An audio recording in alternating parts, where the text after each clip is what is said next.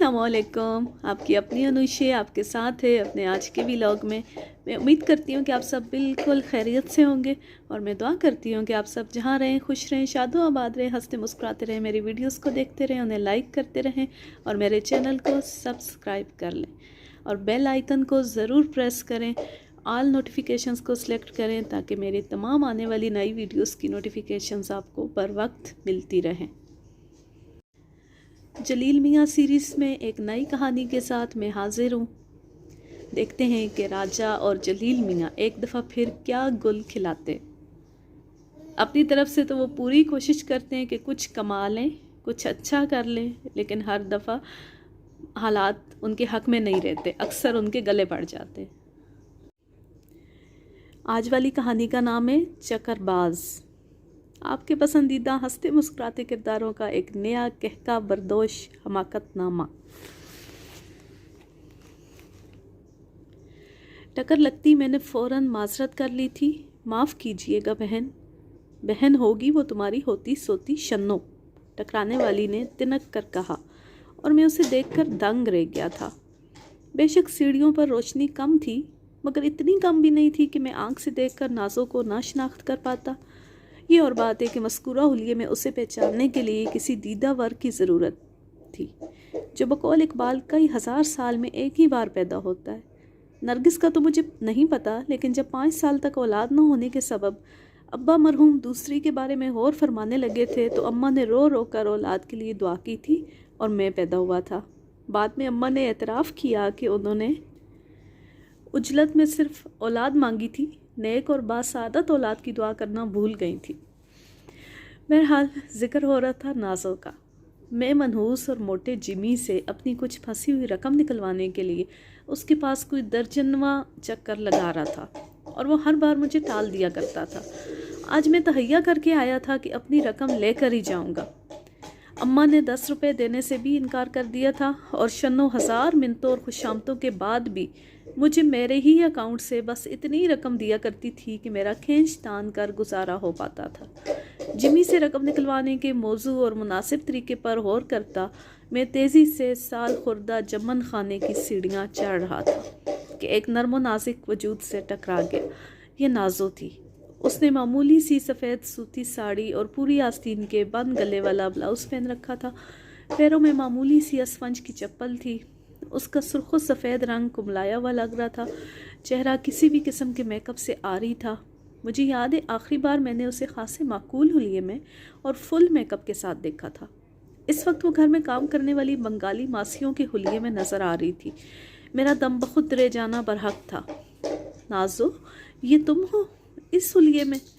शुक्र है तुमने मुझे पहचाना तो, बहन कह रहे थे। वो हंसी तो मैं खफीफ सा होकर रह गई। वो मैंने देखा नहीं था। मगर तुम जमन खाने में क्या कर रही हो? मैंने पूछा। जिमी से मिलने आई हो? अच्छी बात है, कुछ देर बाद उसने मेरे हाथों मकतूल हो ही जाना है। मैं जिम्मी से मिलने नहीं आई, मैं यहाँ रह रही हूँ। उसने मुझे फिर दंग कर दिया। इस डरबे में? मैंने शायद माकूल किस्म का कबूतर भी जिसमें शायद माकूल किस्म का कबूतर भी रहना पसंद ना करे।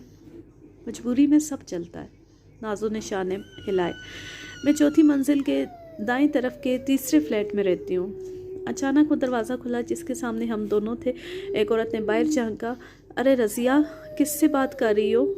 बीबी, ये मेरे पुराने साहब हैं, आज मिल गए। मैं इनके घर भी काम करती थी। नाज़ो ने अचानक लहजा बदलकर किसी अनपढ़ मुलाजमा के अंदाज में कहा। अच्छा साहब जी, मैं चलती हूँ, चाय के लिए दूध लेना था। नाज़ो इशारा देकर रुखसत हो गई कि मैं चाहूँ तो कुछ देर बाद उसके फ्लैट पर आ सकता हूँ। मैं सीढ़ियाँ चढ़कर सबसे ऊपर वाली मंजिल पर कबूतरों के डरबों के दरमियान जिम्मी की रहायशगाह तक पहुँचा। उसने अपना फ्लैट किराए पर दे दिया था और ख़ुद छत पर लकड़ी से बने एक झोंपड़े में शिफ्ट हो गया था। उसके किसी साबिक किराएदार ने गालिबन अपने कबूतरों के लिए डरबा बनाने की कोशिश की थी, मगर उसकी तकमील से पहले ही जिम्मी ने उसे बेदखल कर दिया था और अब खुद इस डरबे में रह रहा था। इसने कहीं से मांग कर और गालिबन खुद ही मोड़ तोड़ करके इस डरबे को कमरे की सूरत देने की कोशिश की थी। लिहाजा इसकी वही सूरत थी जो पिकासो के बनाने की सूरत में हो सकती थी। मैंने आखिरी मुलाकात में जिम्मी पर वाज़े किया था कि वो यूं आखिरी मंजिल बल्कि छत पर रहकर ना सिर्फ अपनी बल्कि अपने जुमला किराएदारों की जान खतरे में डाल रहा है। یہ جمن خانہ بالآخر تیرا تاج محل ثابت ہوگا۔ میں نے اسے خبردار کیا۔ بکواس نہ کر، جمی نے بھننا کر کہا۔ تاج محل ایک عورت کا مقبرہ ہے، اسے زنانہ تعصب کے سوا اور کیا کہا جا سکتا ہے؟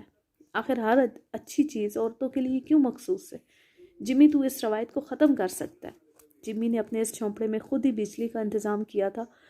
اس نے KESC کو بائی پاس کرتے ہوئے براہ راست کھمبے سے کنڈا مارا اور اس چکر میں خود مرتے مرتے بچا تھا۔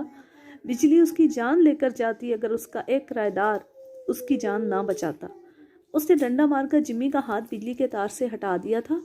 جمی نے اس کی نیکی کا صلہ یہ دیا کہ ہاتھ کے علاج کا خرچہ اس نے کرایہ دار کے ایڈوانس سے کاٹ لیا تھا جس نے ڈنڈا مارا تھا۔ بعد میں اس نے خود اعتراف کیا کہ علاج اس نے خود کر لیا تھا۔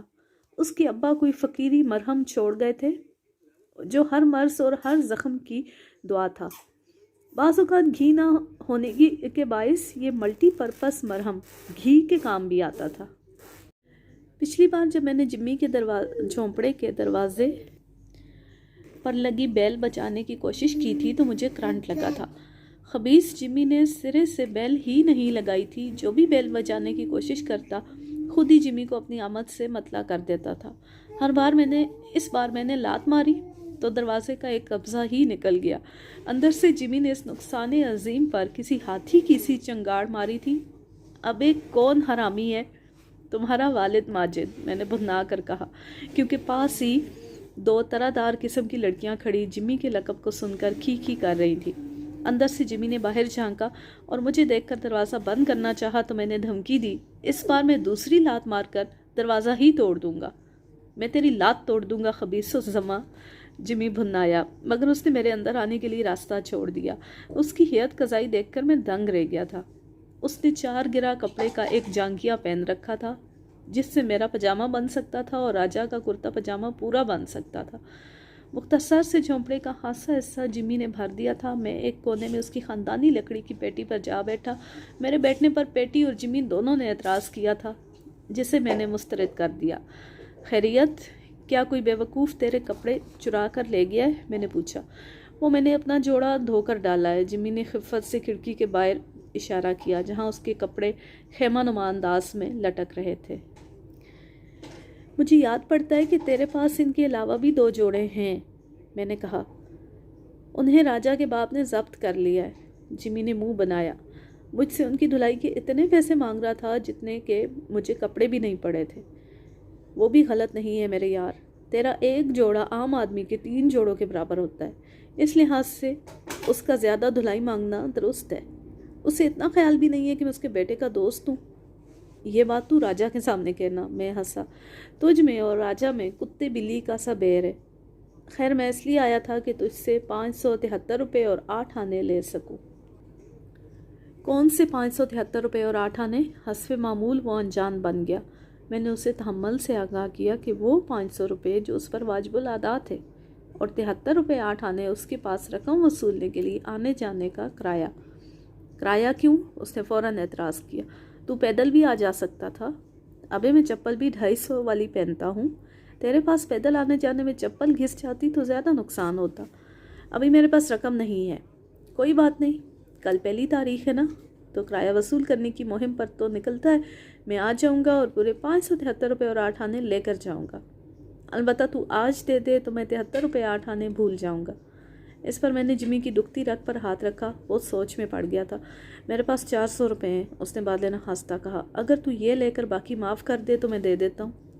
لا یہی دے، میں نے سر داہ بری۔ جمی نے جانگیے سے ہی پرس برآمد کیا تو میں پھر دنگ رہ گیا۔ اس نے رخ موڑ کر پرس سے 4 نوٹ برآمد کیے۔ مجھے دیکھ کر اس نے پرس احتیاط سے جانگیے میں رکھ لیا۔ یار کیا تیرے جانگیے میں بکواس نہ کر، قرض واپس کرتی اس کا موڈ بدل گیا تھا۔ اب فوراً سے پیشتر دفع ہو جا، مجھے کچھ کام کرنے ہیں۔ میں نے مسکراتے ہوئے اس کا شکریہ ادا کیا، دروازے کو اس طرح بند کر کے باہر آ گیا کہ اس کا دوسرا قبضہ بھی نکل گیا۔ جب جمی مجھے برا بھلا کہتے ہوئے دروازے کو اپنی جگہ واپس فٹ کر رہا تھا، میں نے پیچھے جا کر اس کی الگنی کھول دی جس پر اس کے کپڑے لٹکے تھے اور خود وہاں سے 9-11 ہو گیا۔ 4تھی منزل پر ساری فلیٹ ایک کمرے کے تھے۔ میں نے غلطی سے بائیں کے بجائے دائیں طرف کے 4تھے دروازے پر دستک دے دی۔ اندر سے ایک کم پوش حسینہ برآمد ہوئی تھی۔ जलील बाबू, उसने मुस्कुरा कर कहा, आज इधर का रास्ता कैसे भूल गए? वो मेरा ख्याल है मैंने गलत दरवाजे पर दस्तक दे दी। मैंने सर खुजाया। गलती से ही सही। उसने ख़ुद को मज़ीद नुमायाँ किया। अंदर तो आओ। उल्लू की पट्टी। मुझे पसीना आने लगा। उस सरे राह नहायत गलत बेतकल्फ़ी का मुज़ाहरा कर रही थी। उससे निजात पाने के लिए मैंने बराबर वाले मौलाना के दरवाज़े पर दस्तक दी, जो गालिबन वाज़ की प्रैक्टिस कर रहे थे। जलील मियाँ, भाई सुबहान अल्लाह, आज तुम्हारी सूरत नज़र आई। लगता है मैंने एक बार फिर गलत दरवाज़े पर दस्तक दे दी। मैंने दांत निकाले। क्योंकि मुख्तसर पोश हसीना अपने कमरे में गायब हो चुकी थी, इसलिए मैंने इस बार दुरुस्त दरवाज़े पर यानी नाज़ों के दरवाज़े पर दस्तक दी। इस पर मौलाना ने बुलंद आवाज़ से इन मर्दों के फ़ज़ाइल बयान करना शुरू कर दिए जो तन्हा ख़वातीन के घर में जाते हैं। ये तुम कहाँ चले गए थे? नाज़ों ने दरवाज़ा बंद करके खफकी से कहा। बुढ़ा अब आधे घंटे से पहले चुप नहीं होगा। नाज़ों ने हैरत अंगेज़ फुर्ती से गुस्ल करके कपड़े भी बदल लिए थे। उसने हशर समा नज़र आने की पूरी कोशिश की थी। मैं चंद लम्हे के लिए वाकई दंग रह गया था। वो शर्माई, ऐसे क्या देख रहे हो नदीदों की तरह, बदतमीज़। मैं झींप गया। सॉरी, वो दरअसल तुम अच्छी लग रही हो।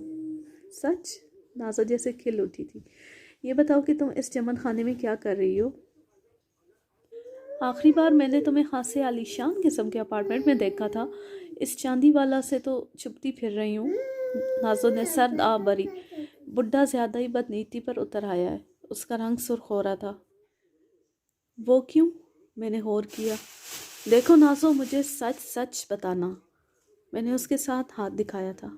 नाज़ो ने किसी कदर तामल के बाद कहा, अगर हरामी कोचेक दरमियान में टांग ना अड़ाता तो उसे मालूम भी ना होता। ये कोचेक कहाँ से आ गया दरमियान में? खासा घुमा फिराकर नाज़ो ने मुझे जो कहानी सुनाई उसके मुताबिक चांदी वाला से एक कदीम और मुअज़्ज़िज़ ख़ानदान की मुअज़्ज़िज़ और हसीन खातून से मुलाकात कराई थी। इत्तेफाक से ये हसीन और मुअज़्ज़िज़ खातून वो ख़ुद थी, बस ज़रा मुख्तलिफ हुलिये में। जिसके पास एक कदीम ख़ानदानी हार था। खातून अपना ताल्लुक़ नवाब हैदराबाद दक्कन से बताती थी और बकौल उसके ये हार इन गुमशुदा नवादरात में से था जो हैदराबाद दक्कन पर भारत के गासिबाना कब्ज़े के दौरान में लापता हो गए थे। वो खातून इस शख्स की पोती थी जो ये नवादरात साथ लाया था। गुज़श्ता 50 साल में दरगो माली हालात की वजह से ज़्यादा नवादरात बिक गए थे, बस यही हार बचा था जिसका निज़ाम हैदराबाद के नवादरात से दूर का ताल्लुक़ भी नहीं था। मैंने लुकमा दिया। ताल्लुक़ तो था। वो दिलकश अंदाज में मुस्कुराई। ये उस हार की हू बहू नकल था जो निज़ाम की एक रिश्ते की बहन के पास था। नाज़ो, मामला कितनी रकम का था? उसने पुरख्याल अंदाज में मुझे देखा और बोली, पुराने ताल्लुक़ की बिना पर बता देती हूँ, ये 1 करोड़ रुपए की गेम थी। 1 करोड़ रुपए? एक लम्हे को मेरी सांस रुक गई थी। मुझे अपने कानों पर यकीन नहीं आया था। हाँ, लेकिन मिलती इसमें 30 लाख की, अगर कोचेक दखलदर माकूलात ना करता। बकौल इसी हैदराबादी खातून के हार एक यहूदी सिफ्त के पास गिरवी था और एक मुकर्ररा मुद्दत के अंदर वो इससे हार ना छुड़ाती तो मुआहदे के तहत हार ज़ब्त हो जाता।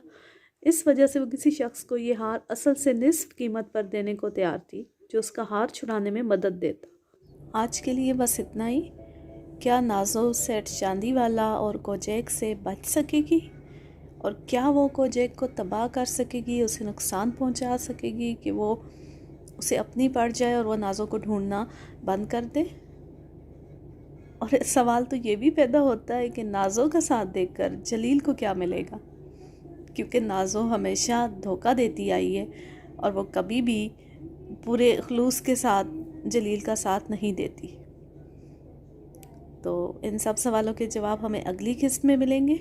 अब मैं लेती हूँ आपसे इजाज़त। जहाँ रहें खुश रहें, शादो आबाद रहें, हंसते मुस्कुराते रहें, मेरी वीडियोस को देखते रहें, उन्हें लाइक करते रहें और मेरे चैनल को सब्सक्राइब कर लें और बेल आइकन को ज़रूर प्रेस करें और ऑल नोटिफिकेशंस को सिलेक्ट करें ताकि आपको मेरी आने वाली हर न्यू वीडियो की नोटिफिकेशन पर वक्त मिलती रहे।